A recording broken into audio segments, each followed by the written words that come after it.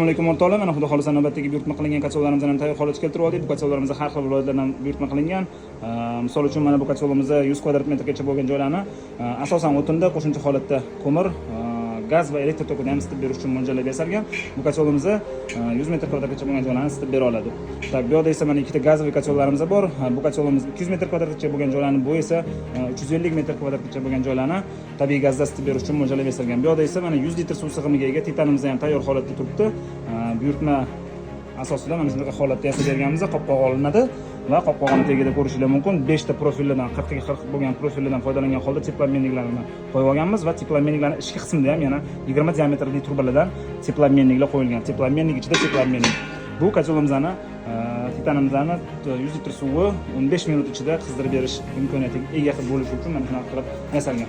Buyurtmalar bo'lsa bemalol buyurtma qilaverasizlar. Pastda telefon raqamlarimizni yozib qoldiramiz. Har xil turdagi, har xil kvadraturga mo'ljallangan kotlovlarni